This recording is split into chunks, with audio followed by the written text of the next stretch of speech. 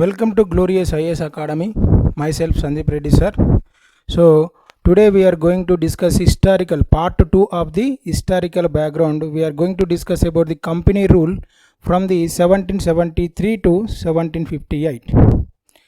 Under this we are going to discuss 1773 Regulating Act, we know 1792 and 1813, 1833 Charter Act and 1853 Charter Act and 1858 Government of India Act. So as we discussed last session, few traders in the 1600 they came to India as a traders. They just came to India, just traders. They took the permission of the Elizabeth Rani, means Elizabeth రాణి యొక్క permission అనుమతి తీసుకొని కొంతమంది వ్యాపారులు భారతదేశానికి రావడం జరిగింది. వారు వచ్చిన తర్వాత ఏం చేశారంటే లోకల్ రాజుల దగ్గర పర్మిషన్ తీసుకొని వ్యాపారం చేయడం మొదలుపెట్టారు. They started trading. They in the spices, pulses and cotton, and these they have to acquire from the local Kings and they use to exports to the British, and over a period of time the officers belongs to the East India Company, they have become very powerful and they use it to enjoy the lavish life because they are earning more. The British East India Company has become more powerful. They earning millions of dollars in those times. So these officers often they use it to go to Britain, and they started enjoying the lavish life in the Britain. So the officers belongs to, see, after going there, after seeing them, the officers belongs to British government. Those who work in the British government, they started jealous about these officers. So they brought pressure on the British government.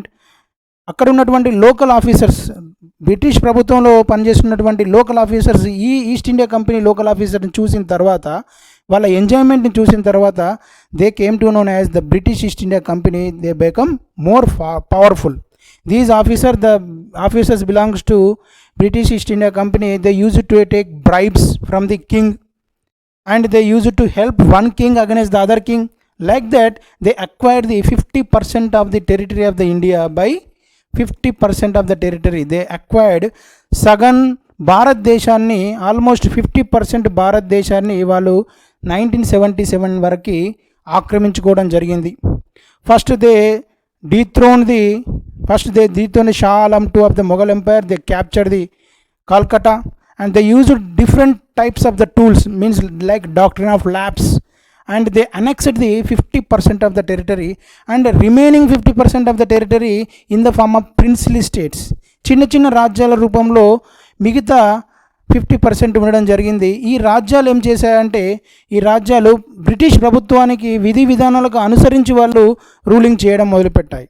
So the British East India Company started ruling them indirectly, but directly 50% under the territory of the British East India Company.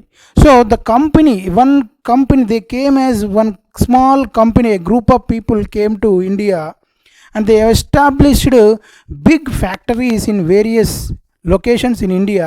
They started collecting the revenues from the local people, local kings, and they become more powerful.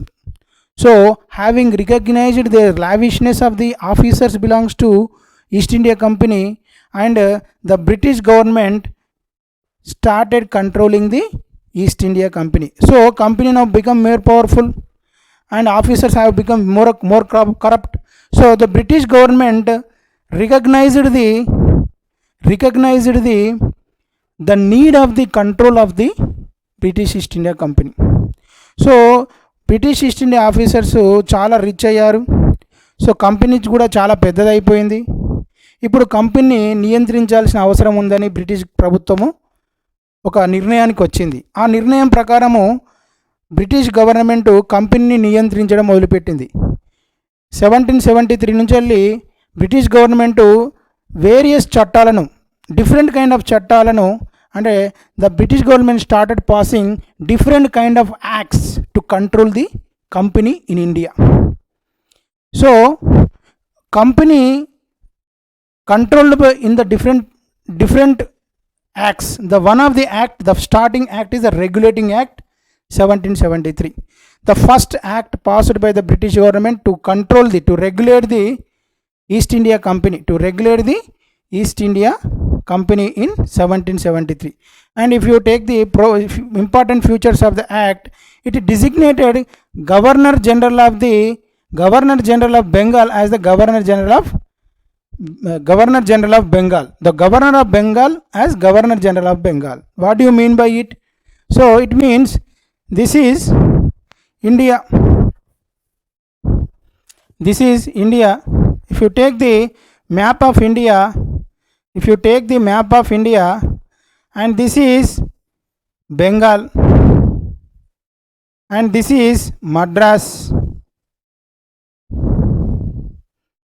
and this is Bombay province, and here one governor will be there, and here one governor will be there, and here this governor started ruling these provinces.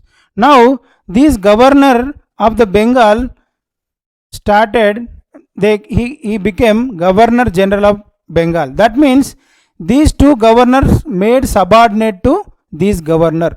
So the rules and regulations will be framed by the governor to control the all three provinces. So these provinces made subordinate to this province. Now the Governor General of Bengal has become more powerful.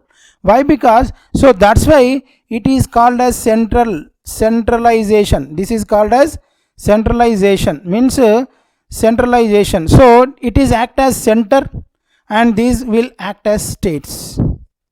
So the Governor General of Bengal have become more powerful. So next one, see, Executive Council, and they have also, this act also established one Executive Council consisting of 4 members along with governor. So governor plus 4 members consisting of this Executive Council. This Executive Council will assist the Governor General Bengal in discharging of his duties. So they made governors of General of Madras and Mumbai presidencies subordinate to Governor General of Bengal. So it is called centralized tendency started in the form of this act. So next one, Supreme Court. Supreme Court established in 70, according to this act, Supreme Court was established in 1 year after passing of this act 1773. So అత్యున్నత న్యాయస్థానాన్ని ఏర్పాటు చేయడం జరిగింది 1774లో.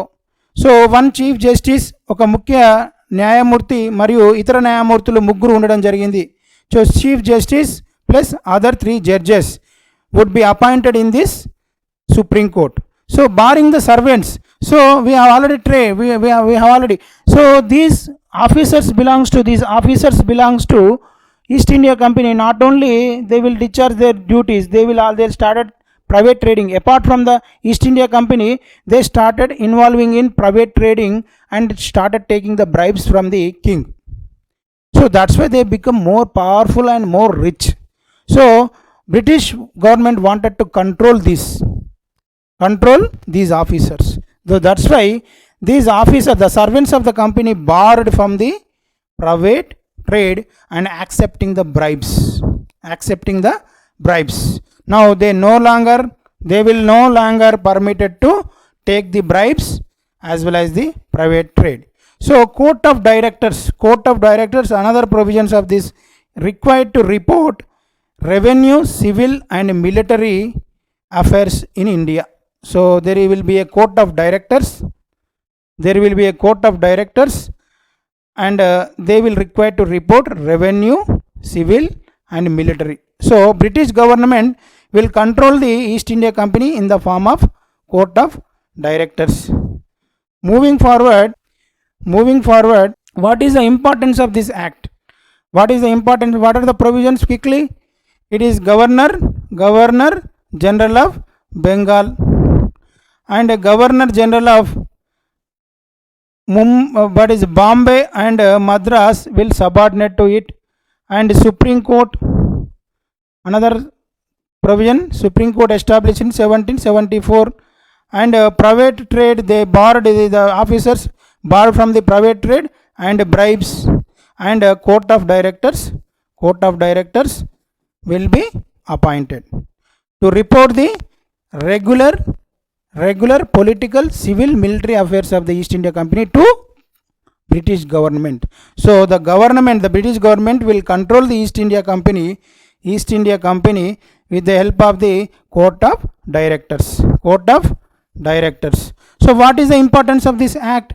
First step taken by the British government to control and regulate the East. So far there is no control over the British East India Company. They took the permission in 1600 to 1773. They used it to involve all affairs in the country, and there is no reports according how the company is working to the British government. There will be no control. That's why the company used to do and used to annex, used to expand their territory in a length and breadth manner. There is no control. So first time the British government started control and regulate the company affairs with this act. This act recognized first time the political and administrative functions of the company. So far the company involving the economic matters, the British government knows the company involved, they have given the permission to trade only, involving the economic trade, collecting the revenues. But first time this act started recognizing the political as well as the administrative. How? The Governor General of Bengal made Governor General of India, and Governor General of Madras and Mumbai, means today Mumbai, and then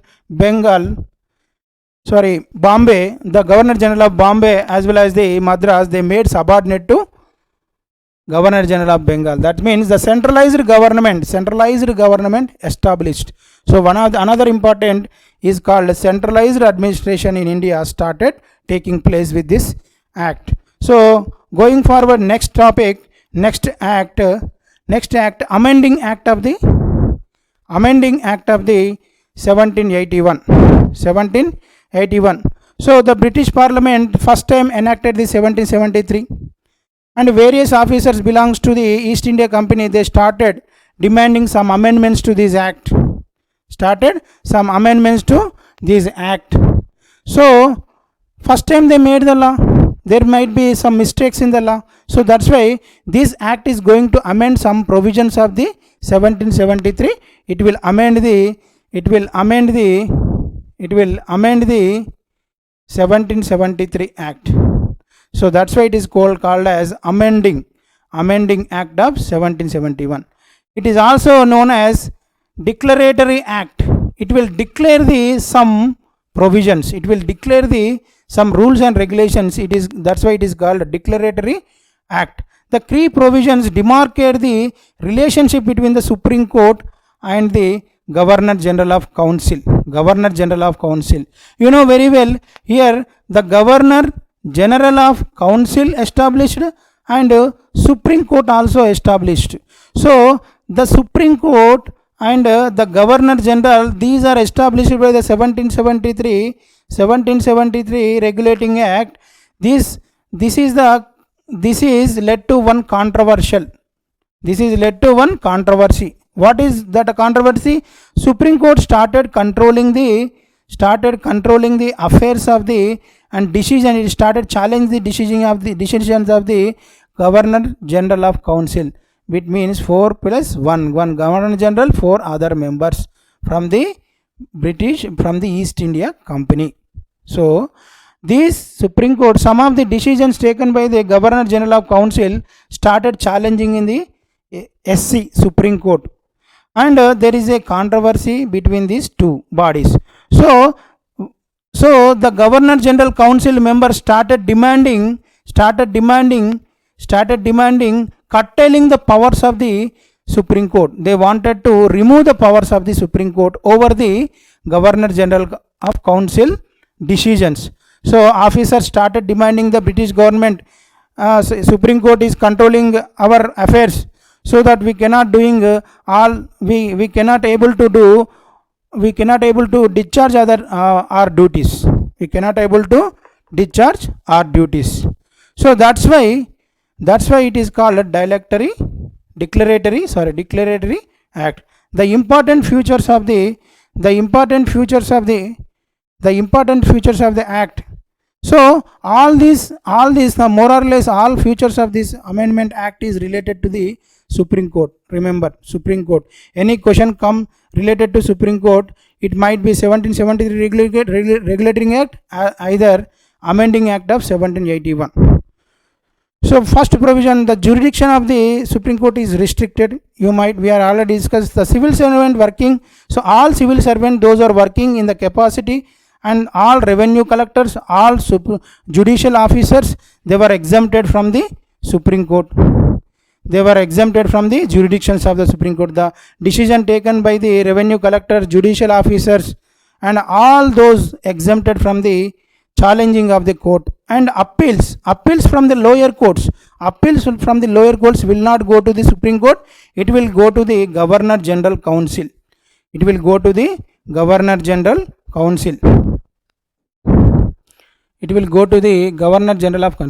So what is the importance of this act? It was first attempt in India towards the separation of the executive from the judiciary. You know very well, the Governor General Council is like executive, and SC it is judiciary. So judiciary started controlling the executive, and executive started controlling the judiciary, but this act separate the powers between these two.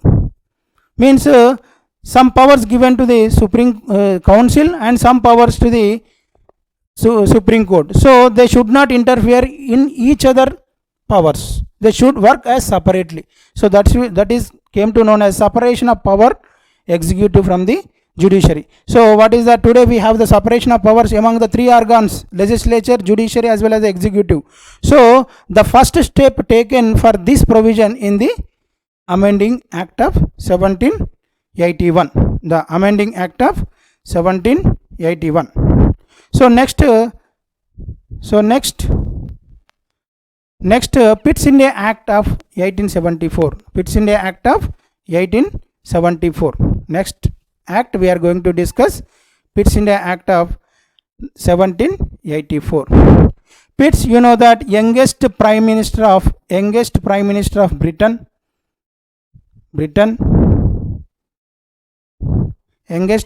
of Britain, and then youngest prime minister of Britain. So important features of this act: it is distinguished between the political and commercial functions of the. So it is separated the political as well as the commercial functions of the company. So the company affairs divided into two: political as well as the commercial. So first time the dual government was established. Why? Because that's why how a new body, that is board of directors, which consisting of 6 members, established by this act. Board of directors. So another one is court of directors. So these what this board of directors will do, it will involve in the political affairs and commercial affairs and other affairs. So court of directors. So board of control, what is a new body established by the board of control with this act? What is the role of the board of control? What are the duties of the court of directors of the East India Company in India? What are the actions taken by the British East India Company in the political and commercial areas? They will report to the British government. The board of directors empowered to supervise, direct all operations of civil, military and revenues of the British possessions in India. So what are the company's activities, how they are involving what are their political activities, how much revenue they are collecting, where they are spending, how they are doing day-to-day functions, all these civil, military, political, all these affairs, all these affairs of the East India Company will be reported to the Supreme Court, will be reported to the British government by the Board of Control. So this is dual government. The Court of Directors will do same thing, and Court of Directors only will involve in the commercial functions, and Board of Directors will be involved in all functions. So there is a two governments, one government in India and another government that is supervising the Indian administration in England, that means Britain. So that is called dual government, two governments at a time, two controls. One is Court of Directors, another one is Board of Control. Two directors at a time on the Indian administration. That's why it is called dual government. What is the importance of this act? The first time the company possession called British possession. First time all company territories, all British East India territories, they came to known as British possession.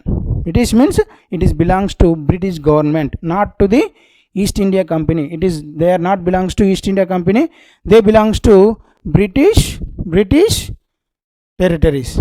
So British government given supreme control. The British government will be given supreme control over the Indian administration. Like how? With the help of the Board of Directors. So in next act, if you look into the next act, Charter Act.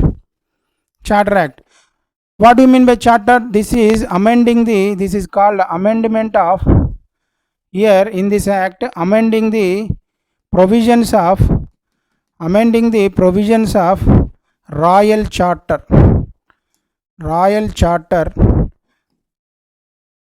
to East India Company, that is given to the East India Company. They are going to amend the provisions of the Royal Charter. Means how many years the company will do business in India.